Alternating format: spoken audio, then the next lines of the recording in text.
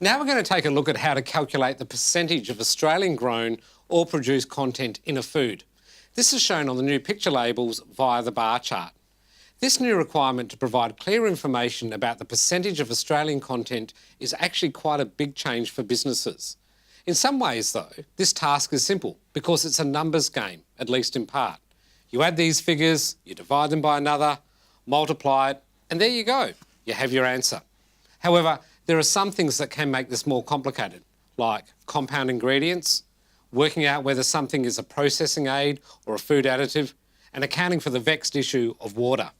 In this section, we're going to run through some practical examples about how to correctly calculate these percentages, and we're going to give you the answers to some of these tricky questions. I'd like to stress here, though, that you simply can't get around having to do these calculations. The standard is very clear about how the proportion of Australian ingredients must be calculated, and businesses are clearly going to have to follow these steps. If you don't, you risk breaching the new standard as well as the laws against false or misleading claims. Chris, when will producers need to work out the percentage of Australian ingredients? Well, if you're responsible for labelling a priority food that was grown, produced, made or packed in Australia, chances are you'll be required to state the percentage of Australian ingredients in that food. Now, the two key questions people face here are, one, how do I work out that percentage? And two, what counts as an ingredient? The calculation is based on the ingoing weight of ingredients prior to processing. It's the recipe, not the finished product.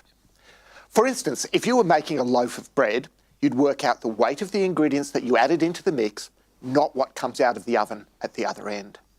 Claims must always be rounded down to the nearest whole number. An important thing to bear in mind is that you're generally claiming the minimum proportion of Australian content in the food. This will be framed as an at least statement. For example, packed in Australia from at least 35% Australian ingredients. In the event this percentage changes over time, it's possible for businesses to instead use an average percentage claim. There are lots of reasons why the proportion of Aussie content could vary, like seasonality changes, changes in supplier, availability of ingredients, or environmental issues like drought or cyclone. A tip for businesses here could be that if your suppliers change regularly or you're reliant on a steady supply that could be compromised easily, it's worth considering whether to use an average content claim. This would mean that for a set period of time, you wouldn't have to change your labels if the percentage of Australian content went down or up. So working out the minimum percentage of Australian grown or produced content in a food is actually pretty straightforward. The first thing you do is add up the total ingoing weight of the Australian ingredients.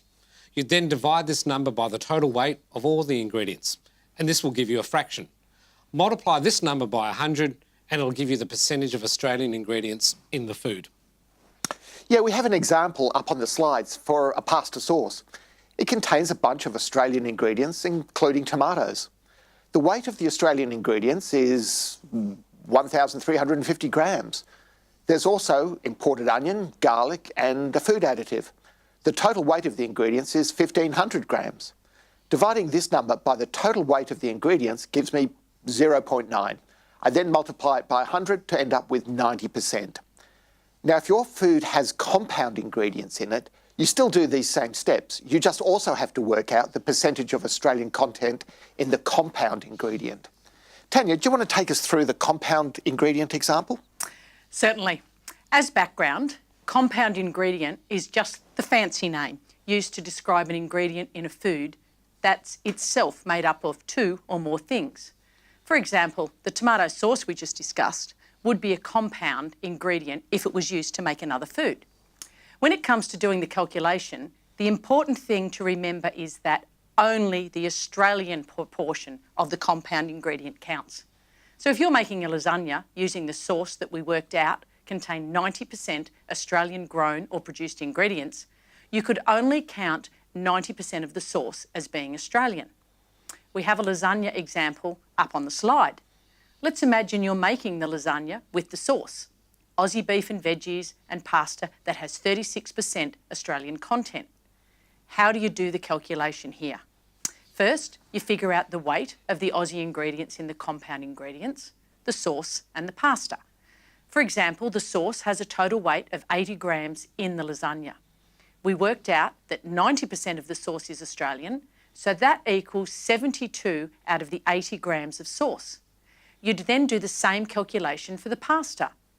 The next step would be to add these weights to the weight of the other Aussie ingredients and follow the same steps we did before. You'd end up with a final figure of 66% Australian content. Now, these same principles will apply if you're trying to calculate the average percentage of Australian content in your food as well. The only added step is that you have to do these calculations over a 12, a 24 or a 36-month period in order to work out an average. Our food labelling guide has some detailed examples on pages 15 and 16 that will run you through how to do this. The other things that we said can make doing the calculations harder relate to the basic question of what counts as an ingredient. Before we get into processing aids, food additives and water, let's lay out some basic principles first. In general, everything that goes into a food, including water, usually counts as an ingredient. But there are two exceptions to this. First, processing aids don't count as ingredients. And secondly, while water will generally be regarded as an ingredient, you don't count water that's being used as a liquid packing medium if it isn't usually consumed as part of the food. Think of the brine in a package of feta cheese or in a tin of tuna. Food additives, though, will count as ingredients. So, even if a food is 99.9% Australian and the other 0.1% is an imported food additive that can't be sourced in Australia, that food additive would still need to be counted. That's right, Chris. And remember, as we said before, if the food is a priority item and you has to use the new labels, then the kangaroo picture label couldn't say grown in Australia or produced in Australia, as the food isn't exclusively Australian. For businesses that are unsure whether something is being used as a processing aid or a food additive, you should look at the Food Standards Code. Your supplier or the product manufacturer may also be able to help you work out how to classify the item. Michael, just on liquid packing mediums, what if the liquid is sometimes used and sometimes discarded? For instance, tinned apricots in syrup don't necessarily come with usage instructions. Sometimes the syrup is consumed and sometimes it's discarded. Would the water here count as an ingredient or a liquid packing medium? Oh, look, I think people are going to need to take a common sense approach here and ask themselves, is this normally consumed? In the case of apricot syrup in the Shaper household, it is always consumed, I can tell you that. But let's use the example of water in a tin of legumes, and that'd usually be drained, so we'd regard that as a liquid packing medium. But the syrup in those tinned apricots would usually be consumed, like I said before. So this wouldn't be regarded as just a liquid packing medium. Now, what are some of the other instances where water gets a bit complicated? Reconstituted imported juice concentrates might be a really good place to start. If an Australian processor imports a Brazilian orange juice concentrate, adds water to it and puts it in a bottle, can they claim that it contains 80, 90%, whatever, Australian ingredients because the water is Australian? The short answer is no. While water is generally taken to have as its origin the country where it was collected or where it was harvested, this isn't the case when it's being used to reconstitute imported, dehydrated or concentrated ingredients. In the case you've mentioned, because the concentrate came from Brazil, the water would be effectively regarded as having come from there too. However, if you add more water than what's needed for reconstitution, then that extra water would count towards the percentage of Australian ingredients.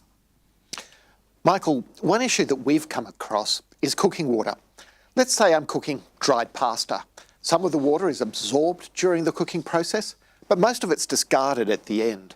In that case, you would count the water that's absorbed into the pasta, but you definitely couldn't count the additional water that's discarded. Okay, so some takeaways. Let's recap. What are our key takeaways in this case for calculating the weight of Australian ingredients in their food products? There are a couple of things. Firstly, make sure you know where your ingredients come from and get your weights right. Don't forget, the calculation is based on what goes into the food before processing. And if your product has water, have a real think before you do that calculation. Is the water an ingredient? Is it reconstituting? Or is it part of the packing medium?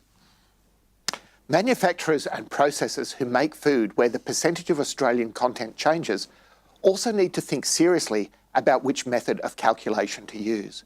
If you're going to use an average percentage claim, I just remind businesses that this doesn't mean you get to avoid doing the calculations.